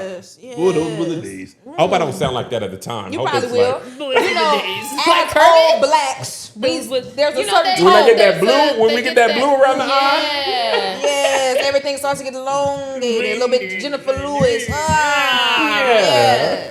Well, Yeah. yeah. You know what's crazy? I was just thinking, has Jennifer Lewis always been like this? She's always been has like to that. be. She's Like, just got she more has, Jennifer I was going to Lewis. say she has, but with the age, it's And like, that's how I know I'm extra. gonna be Yeah. something I no else. longer care. So how are you feeling now with your, this is what, second book? Yes. Second He's an author. book. I'm an author. author. I you know what's crazy? Like, it is a very surreal the amount of things. As we're talking about, I'm like, dang, this is all me. Yeah, you did all the things. That's We wrote it down. That's Yes. and that's just like this quarter. Hello? Yeah. It's like Churchy on BET Plus, The Hospital on BET, Successful Failure coming out, and I'm on TBS on Friday Night Vibes Hello? every Friday. Every. That's on regular TV. You is on cable. Cable on Yes. 3 different shows, and this is just that's 1 right. year. Yeah, and One you've quarter. been literally touring, of course, with your And I'll be on with tour. your comedy tour, but then also the podcast. So you was on Joe Budden. You've talked to Yes. Sherry. You've talked to everybody. It is crazy. It really is. Yes. I'd be like, this is a lot, but It was. you just wake up and you be like, all the things you dreamed of start to happen, and then you're like, dang, this Yeah. is crazy. And then you go on those things. They're like, oh yeah, come back anytime. And it's Yeah, like, nigga, I was anytime. trying to get on here for 8 years. right. I was trying to get on the Breakfast Club since Birdman. Oh, I was like, man, what could that do for my Yeah. career? What was that? That was a that while had to ago. be 2017. I said I was in college. yeah, that was a minute ago. Not to. No, that's cool. Yeah, just Yeah. It'd be like that when I talk to Yeah. y'all. I was drinking 4 Locos when that happened, child. it was a minute ago. But then I did it twice Yeah. in like 6 months, Yeah, which is crazy, so but I mean, this is crazy for us what? having you here. Yeah. And I mean, that's the honestly, we thing. usually be No, out but the it house. is. That's Because the thing. as we're reading your things, like I don't know if it's connecting to you, KevOn. I don't know if it's connecting to you. In high school, in college, I'm watching All Deaf Digital like, wow, I really love this. like I would these love people. to do this. Like this You is what I would wanna have, do. y'all would have been great. Oh, I wanted to. I used to write my own jokes too. Like I would have said, I would pause, and I would say it to them. Like they would have laughed at. I always been a little cuckoo.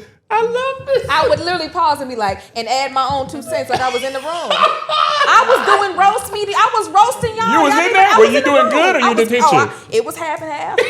It was happening. It was half and half. I learned my lesson. I used to put people on like, y'all watch this.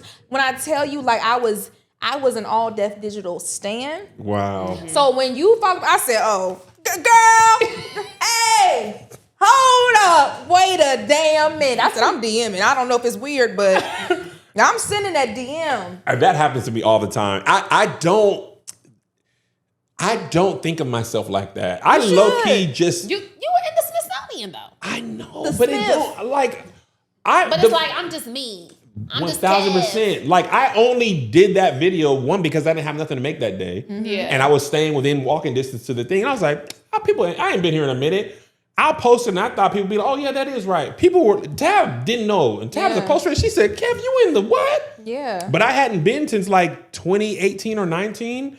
We took our kids and they were little, and I just never thought of it. Yeah. So I think for me, I'm always like, whatever I'm doing is dope in the moment, and then I move on.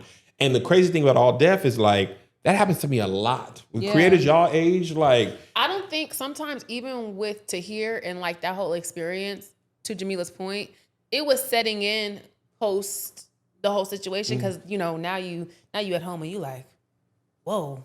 Like these are people I was really watching. I couldn't even like trying to do homework. and I'm like, trying to be regular, Mind you. and I'm not When regular. Tahir sent the invoice, I said, an All Deaf? I gotta put that in the invoice? It was Wait, what was y'all do such with All a Deaf? gag. Squadcast. Yeah, Oh, you we did watched Squadcast? Yeah. Has it aired? Yeah. Yeah. Oh, nice. So like I when that happened, I was like, this is so crazy. And then I had like friends being like, seen you on Squadcast. Yeah, it's I was like like, this. wow. I'm on this YouTube channel. Like, used to watch.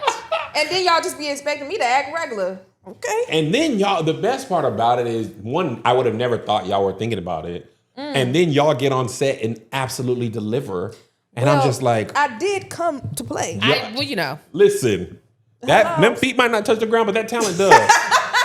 My And feet touched the ground that day. That day, y'all, I remember y'all both made me break character multiple times. And in my head, I'm just like, first of all, shout out to me for having such an eye for talent. And I'd be like, oh, you did it again, Kev. You did it. Because when y'all started talking, I said, I can see the audience being like, y'all's fans. And that's part of the reason, like, I want the show to do well. And I know y'all will be excited to post about it because you look good in it. Like, you are funny in it. And y'all's fans will be like, this is dope. But people who don't know you are going to be like, y'all going to be somebody's all deaf. They're going to be watching you and be like, I used to watch you on TikTok when I was in middle school. Speak it to existence. And what's happening right now. Yeah. There's somebody who's 13, 14 That's who true. is watching y'all right now. And that video that you did, Love Island, whatever it is, they're going to be like, they're going to meet y'all. Now, please don't start crying. Oh, cry. They're going to look at you and be like, but no, seriously. It's already happening.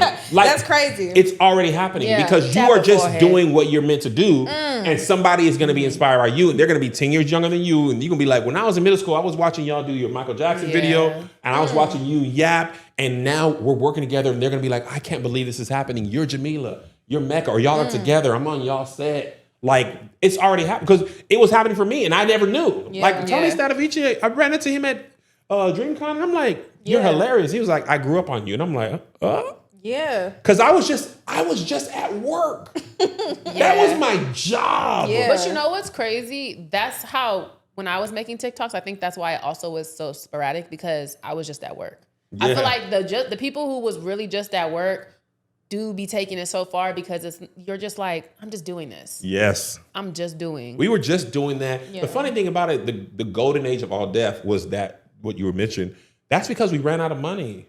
We started off paying. Rent was due. Josh can tell you. We started had two nickels. We had influencers at the beginning. We was writing checks. Yeah. And that money, our bosses were just like, all right, that's out. Like, we spent all that money. We don't got it no more. So all y'all who work here, y'all are in the stuff now. And that's how, it wasn't as clear as that, but it was like the budgets kept getting lower and lower and lower. We were like, nigga, the only way we're gonna be able to do this is if we act in it. Yeah. And we don't have to pay nobody. Yeah. Because we already work here. And we just had the camaraderie because we all sat at a desk. It was like me, Tahir, Teddy, who didn't work there, but he used to be there. Meg, Josh. Child. And that was when we were talking about, I said, Dad, I love Teddy Ray so much. Teddy Ray was our generation's Robin Harris. He was very funny. He should have been the biggest. The funny thing about Teddy to me, Teddy was that funny on stage, in person, in the break room, in the elevator. I could tell. He just, everything he said was funny. That double cheeked up thing, I directed that sketch. I approved that. That's not in the script. It couldn't have been. There's no way it would have been. Who can write double cheeked up on a Thursday? Like, only Teddy can say, like, and I don't think that was in his mind 2 seconds before he said it. Right. God himself said, Teddy, you're going to be funnier than the most people. Yeah. And when he was on stage, you could never tell. He talked on stage the way he talked, like he's talking to me and you. Yeah. And he had that little laugh. You know what I'm saying? But like, we used to be like, this nigga's the funniest nigga ever. He was very translated. So it was just like, I like to say it was like digital media college. It was like going to college again. Yeah. But I was a man. And I also love, like, y'all was young, but I had kids. It was the black side. That's what made it, because, you know, no shade, we did have the BuzzFeeds. Oh, we was trying to be Black BuzzFeed. And y'all were better. Y'all, see, that's like, I mean that. And like, seriously. It was always better than BuzzFeed. It was better than BuzzFeed. It was so BuzzFeed. Said, like, BuzzFeed would have their moments, and always their moments were centered around the black folks, Quinta. And such. Absolutely. And so I was like, I just can't. I can't put my finger on why this isn't funny. Then I saw Well, you know, BuzzFeed's goal wasn't to be funny. Clearly. Their goal is to be relatable. And, well, barely that. I was like, I need some black in me. Yeah, our bosses were like, you got to be relatable. We were like, nah, man, we got to be funny. Because we got to live. Yeah. Like, we got to be out in the world with these videos. Yeah. But the thing is, even just taking it back to Teddy. We're not stopping Taylor Danielle. Now what you finna do? Not the clock. Just let me wrap my point. Not the clock. My bad. Even to your point, you know a nigga like Teddy who, even though Yeah. no one would have thought to bring up double cheeked up on a Thursday, but you know a nigga who thinks exactly like that. You're Yes. 36. You're 36. I was on set that day. Like, quotables. Was it? Wow. Lore. We didn't have Wow. the first Confirmation of being broke. the videos that changed All Def's career was Black Barbecues Be Like. Yeah. And Iconic. we shot that at my home. Speaking of Josh, we shot that on an iPhone. Wow. We shot 2 of them the same day. And I remember we got back and those videos went crazy. Yeah. And we were literally like, do this. Josh's boy, Ernie, his mom made Mexican food for the sketch. Wow. And our lunch, we ate Because that. we really ate that. Right. And she smashed. Like she was in her bag. She made like homemade tortillas. We were like, nigga, this is great. Yeah, fuck this In my kid. backyard, we shot that. And I remember our bosses were like, wait, they looked at the budget because it was just me and the homies at my house, no location fee or nothing like that. My kids was in there doing the videos and stuff. And our bosses were like, more of this. All that's, we used to spend like $5-6 grand on a sketch.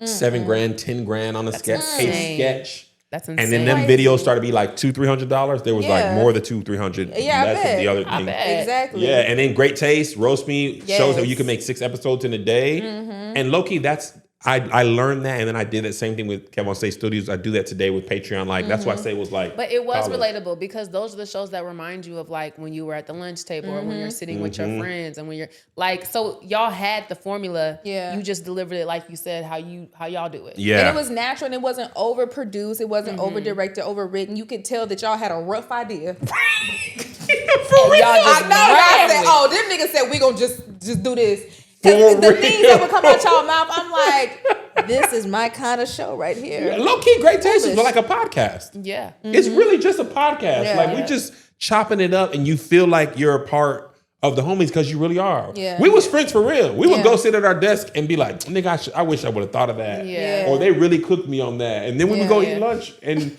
then like go home. Like Yeah. it was surreal. I remember being like, I should not be getting paid to do this. Like we wasn't really making no bread, but it was Yeah. like, it doesn't matter because we should not be getting Yeah. paid to do this for a living. Yeah. Like I pay my mortgage, not Like mortgage. you're having fun. Yeah. Having fun. We said nigga at work. We made white people so uncomfortable. We said nigga all through the meetings, all in the emails. There was like In the 3 white emails. people there. We was like, nigga, what I told you was this. What you think about it, white boy? Like, it was like that. The niggas was in power. Yes. We had a white intern. Traffic was my intern. We was like, what you gonna do? Type nigga out? What you think when you put the star? Type it. Type it. N-I. Yeah, you ain't gonna say Big nigga, shit. are you? We would hover around his desk. Yeah, you think it's funny, huh? Talking like for the whole time. That was a white boy on all them captions. Wow. Talking black. He was Type good. it, nigga. Big digital blackface. He ain't not type nigga. He wasn't crazy. Crying. Well, he wasn't that damn crazy. Hold on. Because I said his name on it. He ain't that crazy. Nah, but he was super talented. And I Yeah. remember he was like, man, I don't know. I'm gonna quit this job. And I was like, quit. You got it. Yeah. You need to quit. You're gonna make way more money. Doing something. Doing That the set y'all thing. up. Yes. I feel like I just watch, like over the years, just watching everybody kind of like take their own different like paths. And it's just like, It's in living color. yes. Digital in living color. Yes. Yes. We've all done different things, and to me, that's all I wanted to do. Is like, it was like, I don't know, like 7 out of 10 of them became huge stars. Yeah. In all their different, like, and we have had so many people go on and do their own thing in various different ways, and it's not even over. It will Yeah. continue to go on, but Yeah. I'm eternally grateful for the time there. And we're eternally grateful. That's great. Same. Thank you. Eternally grateful. Thank you so much. Thank you for having coming. me. This was so good. We know we could talk for another I was hour. gonna Oh, say. we could just sit here and kiki. Yes, yes, This was yes. great. Well, let everybody know Where we can find you. you. Give us your and- Facebook. Yeah. Let the people know where they. I'm On- sure they already know where to find you, but Facebook, yeah. Twitter, Instagram, Threads. YouTube, it's KevOnStage. TikTok, it's KevOnStage TikTok. Somebody beat me to my own name there. But if you search KevOnStage, I got 1.1, so you'll know the one. I'm not verified on TikTok, verified by the streets. Hey, me neither. Churchy, August 21st on BET Plus. The Hospital, September 10th on BET Plus. Successful Failure, September 23rd. Wherever books are found, except Target. Do not go there, blacks. Go to the other places. Not him standing on business. Big business. And TBS, Friday Night Vibes, every Friday until January. Come on now. My Patreon, KevOnStageStudios.com. And it just keeps going. Here's the thing. Every Wednesday, publicly, we got the bonus episode on Patreon, man. Come rock with your boy. I know that's right. Yeah. We synced up. And we just gonna plug our Patreon at the end there. Unhinged and Immoral. Yes, we also have You merch and I available. T-Y. You and I Y'all got T-Y. t-shirts? We do, with this on it. Where do you get them? unhingedimmoral.com. Y'all doing a drop ship? Yep. Okay, let me get my shirt. He's ordering it now. So should course you. Unhinged But you and guys Immoral. already know what the deal is. Every Thursday, new episode. And we'll see you guys next time. Bye. It's different. Touchdown, first pick again. Sundown, I'm the Michelin. Home cook, get a whiff of it. Dope got him sniffing.